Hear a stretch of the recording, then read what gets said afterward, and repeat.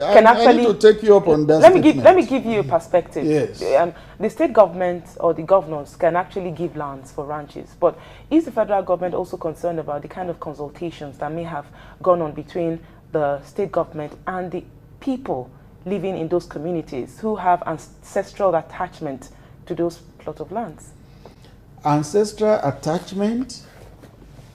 You can only have attachment when you are alive. If you are talking of ancestral attachment, if you are dead, what does the attachment matter? What does it matter again? Ancestral attachment, you can only have attachment when you are alive.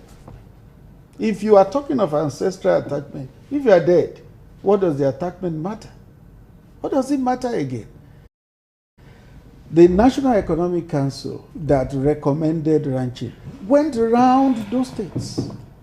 It didn't just legislate it, there were consultations. So, if a state does not have land genuinely, it's understood. Not every state will have ranches. You don't have to have ranches in 36 states. So, if there's no land genuinely, fine. But where you have land and you can do something, please do for peace.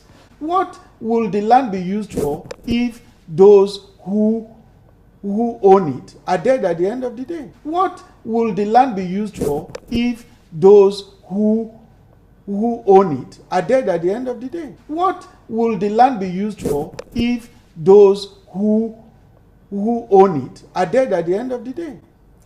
Now, so, talk again, going back to ranching and cattle colonies, we know that still going back to international conversations, the United Kingdom and even the World Bank have come out to say that Nigerian government has not yet asked for support from the Commonwealth nations, and that if they did, there are a litany of investments and ideas and people who could actually help in this area of solving the issue of ranching or cattle colonies, and they would do it willingly to see that the violence abates.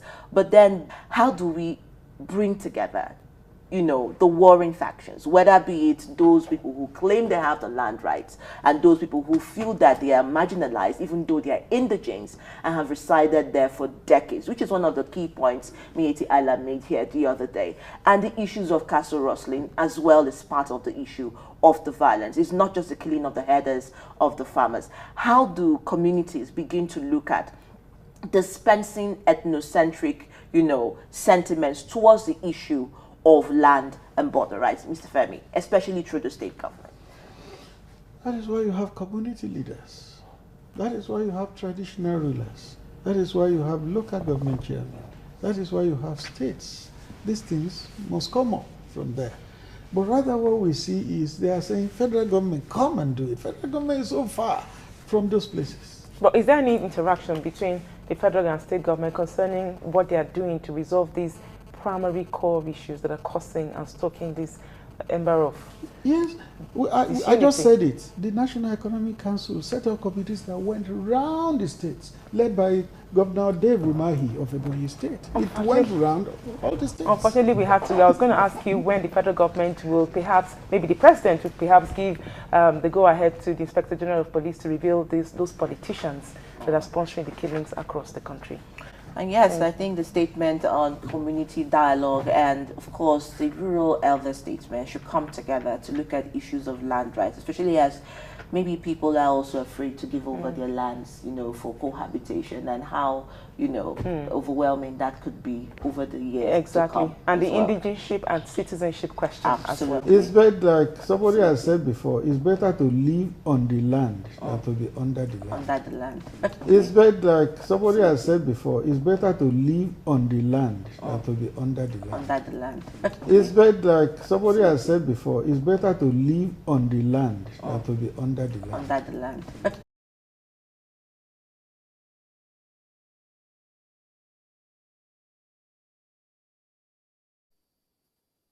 Well, Ibrahim Abdullahi is the National Assistant Secretary of the Mieti Ayla Cattle Breeders Association. Thank you for coming on Sunrise Daily this morning. Thank you. Good morning, Nigerians. You have said that this new crisis has caught you by surprise. Yeah, it is surprising because we thought people will learn lesson You said they would. You thought they would learn lessons, and you said that these lessons were rooted in the 2011 crisis. Exactly. You also allege that this, people are coming from the outside. Yeah, and this is why the recent crisis started in a village called Ninte. Somebody, a farmer, not Godogodo. Ninte, yeah, in Godogodo chiefdom. The village, the actual village, is Ninte. Okay. In Godogodo chiefdom. What really happened was that a farmer decided to go and farm along the stock routes, or to block the stock routes. And these stock routes were not even local stock routes, international stock routes. You know that a cow is just like water. If you build your house along the water, passage point, when there is flooding, you know what will happen. That water will not just go around because your house is there. It will just take out your house. The same thing, we have well-established, well-documented stock routes that have traversed the entire African continent.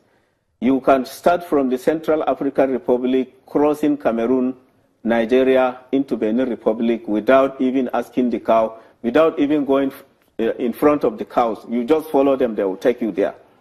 So a farmer decided, out of his, I don't know, we call it mischief or whatever, to farm in that area, and an argument ensued between him with and a pastoralist who was plying that route.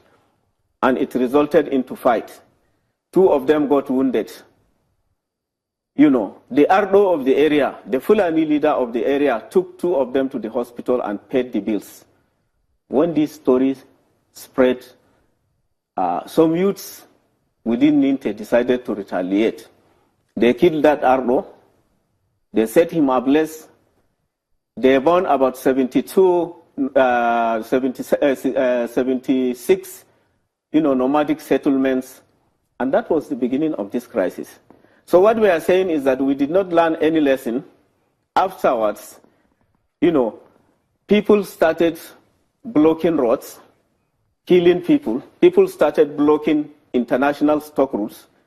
While we were trying to resolve 2011 crisis, appealing to those people that were affected, you are killing more people, That's why I said we have not learned any lesson from 2011. So you do believe that there has been some quarrel, and that is what is at the bottom of this particular crisis. Of course.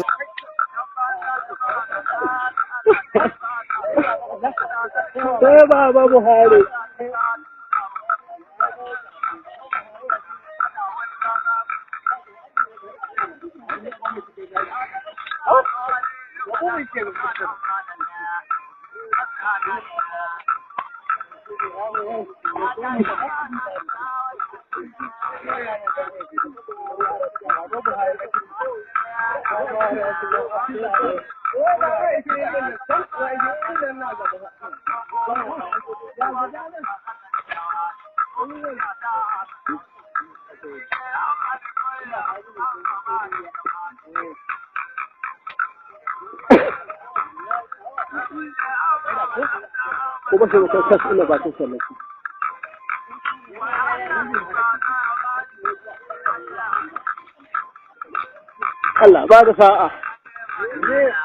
Allah kiyaye.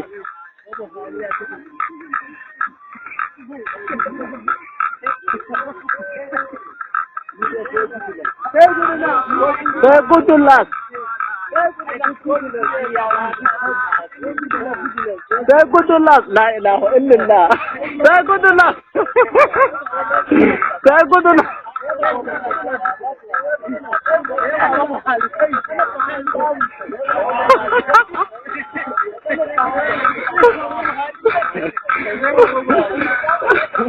Guys, that's